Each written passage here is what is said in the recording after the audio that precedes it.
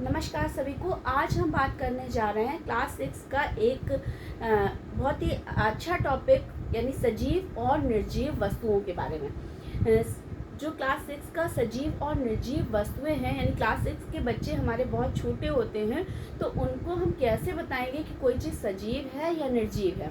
तो कुछ प्रक्रियाएं होती हैं, अगर कोई भी वस्तु ये प्रक्रियाएं दिखा रही हैं तो इसका मतलब वो वस्तु क्या है, सजीव है यानी लिविंग है।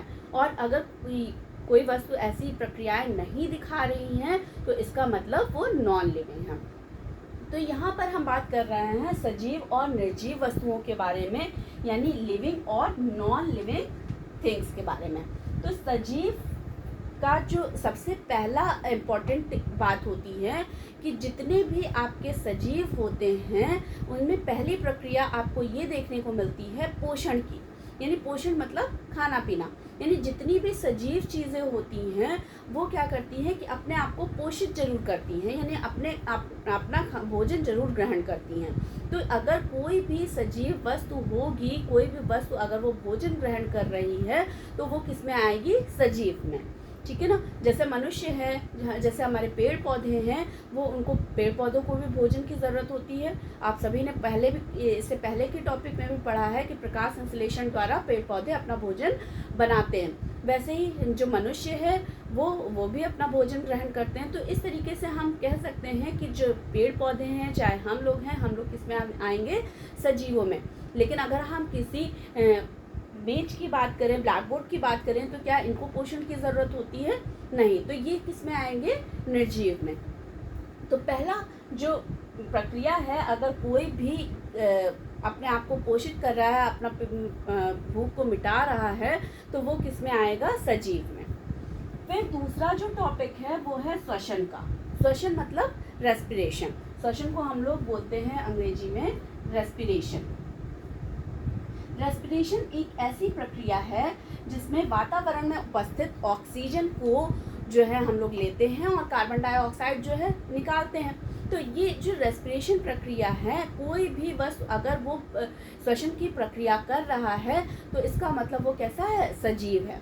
और अगर श्वसन की प्रक्रिया नहीं कर रहा है तो वो कैसा होगा, निर्जीव होगा। वो कैसा होगा, निर्जीव होगा। तो ये दूसरी प्रक्रिया है जो कि हम कह सकते हैं कि अगर कोई वस्तु श्वसन की प्रक्रिया कर रहा है तो वो सजीव है और अदरवाइज वो निर्जीव है। तो जितने भी, आप सबको पता है कि जितने प्लांट्स होते हैं, जितने पेड़ पौधे होते हैं, जो मनुष्य है, जो जंतु हैं, वो सारे जो है श्वसन की प्रक्रिया करते हैं। जबकि हमारे जो वस्तु होती हैं, जैसे हम किसी भी चीज़ की बात करें, हम सपोज फिर से वही एग्जांपल ले लें कि चाहे मेज कुर्सी हो, चाहे कोई और चीज़ हो, वो अगर श्वसन की प्रक्रिया नहीं कर रहे हैं तो वो ऑब्वियस सी बात है, वो कैसे हैं, निर्जीव है। अब हम बात करते हैं उत्सर्जन की। उत्सर्जन क्या होता है कि हमारे शरीर में उत्सर्जन एक ऐसी प्रक्रिया होती है जो हमारे शरीर में उपस्थित जितना भी अपशिष्ट पदार्थ होता है उसको निकालने की जो प्रक्रिया होती है उसे हम लोग उत्सर्जन कहते हैं, यानी एक्सक्रीशन। अंग्रेजी में बोलते हैं एक्सक्रीशन। तो जो जितने भी आपके सजीव होंगे वो उत्सर्जन की प्रक्रिया जरूर करेंगे। जैसे मनुष्य खाना पीना खाता है तो जाहिर सी बात है वो अपना शरीर का अपशिष्ट पदार्थ भी निकालता है बाहर। तो ये जो प्रक्रिया है वो उत्सर्जन की कहलाएगी। और जितने भी सजीव होते हैं वो उत्सर्जन की प्रक्रिया जरूर दिखाते हैं।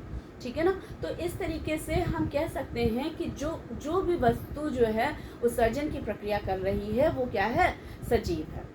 अब नेक्स्ट जो हमारा है वो है प्रजनन। प्रजनन भी एक ऐसी प्रक्रिया होती है जिसमें जो जीव है, जो वस्तु है, जो वो अपने जैसे किसी नवजात को जन्म देते हैं। तो ये जो प्रक्रिया है वो कहलाती है प्रजनन की प्रक्रिया, प्रजनन या जनन की प्रक्रिया। तो आप सभी ने देखा है, चाहे वो पेड़ पौधे हों, चाहे जीव जंतु हों, चाहे मनुष्य हो, वो अपने जैसे किसी यंग वन को जन्म देते हैं, यानी अपने जैसे किसी नवजात को जन्म देते हैं। तो जितने भी सजीव होंगे वो आपके जो है जरूर जो है प्रजनन की प्रक्रिया जरूर करेंगे। तो पहला था पोषण, दूसरा था श्वसन और तीसरा था उत्सर्जन, चौथा था प्रजनन। तो जितने भी सजीव होंगे वो प्रजनन की प्रक्रिया जरूर करेंगे। ठीक है ना। अब हम आते हैं, अगर हम प्रजनन की एक और बात एग्जाम्पल भी दें, तो जो भी हमारे आसपास जितनी भी चीज़ें हैं, अगर वो प्रजनन की प्रक्रिया नहीं कर रहे हैं, सपोज़ हमारे पास पेन है, या क्या ये पेन जो है एक छोटा पेन जो है डेवलप कर सकता है, बना सकता है, या जो है उत्पन्न कर सकता है? नहीं। तो इसका मतलब ये किस में आएगा? निर्जीव में आएगा। तो हम अपने छोटे 6th क्लास के बच्चों को इस तरीके से छोटे छोटे से एग्जाम्पल्स देकर उनको बता सकते हैं कि कौन सी चीज़ सजीव है और कौन सी निर्जीव है। इसी के उसमें अगला टॉपिक आता है वृद्धि। जो वृद्धि होती है, आप सभी को पता है कि जो सजीव होते हैं उनमें वृद्धि की जो प्रक्रिया है वो ज़रूर होती है। यानी जो जैसे आप लोग देखते हैं कि एक बच्चा जो है नवजात जो होता है बहुत छोटा होता है, फिर धीरे धीरे करके 1 साल का, 2 साल का, थोड़ा बड़ा, फिर उससे बड़ा, और धीरे धीरे करके वो युवा अवस्था में पहुंच जाता है। तो इस तरीके से कहने का मतलब ये है कि चाहे हम किसी बच्चे की बात करें, चाहे हम किसी छोटे पौधे की बात करें, चाहे किसी जीव जंतु के बच्चों की बात करें, वो क्या है कि उनमें वृद्धि देखने को मिलती है। इस सापेक्ष में हम कह सकते हैं कि जो सजीव होते हैं उनमें वृद्धि की प्रक्रिया ज़रूर होती है, और जो भी वस्तुएं वृद्धि दिखाती हैं उन्हें हम लोग सजीव की कैटेगरी में डालते हैं। नेक्स्ट आता है आपका संवेदनशीलता। संवेदनशीलता क्या होता है? संवेदनशीलता को हम लोग बोलते हैं सेंसिटिविटी। क्या बोलते हैं? सेंसिटिविटी। तो सेंसिटिविटी क्या होता है कि अगर कोई भी सजीव वस्तु होगी, कोई भी सजीव होगा, अगर हम उसके रेफरेंस में कोई क्रिया करते हैं तो वो बदले में प्रतिक्रिया जरूर दिखाएगी। जैसे मान लो कोई सजीव है, तो अगर हमने उसको सुई चुभोई है तो वो अपना हाथ ज़रूर पीछे करेंगे। अगर मान लो ये मेज है या ये टेबल है, अगर हम इसको सुई चुभाएंगे तो ये क्या पीछे होगी? नहीं होगी। तो कहने का मतलब ये है कि जितनी भी आपकी सजीव वस्तुएं होती हैं वो प्रक्रिया जरूर दिखाती हैं। इस तरीके से हम कोई और भी एग्जाम्पल लेते हैं। जैसे एक प्लांट का एग्जाम्पल है छुई मुई का, और उसको अगर हम उसको उंगली दिखाते हैं तो वो अपनी जो लीव्स होती हैं उनको नीचे कर लेता है। तो इस तरीके से हम ये भी कह सकते हैं कि जो प्लांट्स है उसमें सेंसिटिविटी होती है। आपने देखा है कि जो सनफ्लावर का प्लांट होता है, जिधर सूर्य होता है, जिधर सूरज होता है उधर घूम जाता है। तो इस तरीके से कहने का मतलब ये है कि जितनी भी सजीव चीज़ें हैं वो अगले के सापेक्ष में प्रतिक्रिया जरूर देते हैं। अगर हम कोई क्रिया करते हैं तो उसके रेफरेंस में, उसके बदले में प्रतिक्रिया जरूर देते हैं। तो इस तरीके से हमारी कुछ प्रक्रियाएं हैं जिनको अगर कोई भी वस्तु जो है फॉलो कर रहे हैं तो इसका मतलब वो सजीव है। अगर नहीं दिखा रही हैं ये प्रतिक्रियाएं या ये प्रक्रियाएं नहीं हो रही हैं तो इसका मतलब वो निर्जीव है। एक बार फिर से मैं अपने टॉपिक को रिपीट कर दूं कि सजीव और निर्जीव वस्तुएं वे होती हैं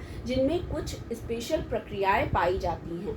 जैसे पोषण यानी खाना पीना, जो सजीव होगा वो खाना पीना ज़रूर खाएगा। उसके बाद श्वसन यानी सांस लेना, जो सजीव वस्तुएं होंगी वो सांस जरूर लेंगी। उत्सर्जन यानी जब भोजन किया है तो उसके साथ साथ अपशिष्ट पदार्थ भी उसके शरीर में बनेगा और उसको निकालेगा भी वो अवश्य। इस प्रक्रिया को उत्सर्जन प्रक्रिया कहते हैं।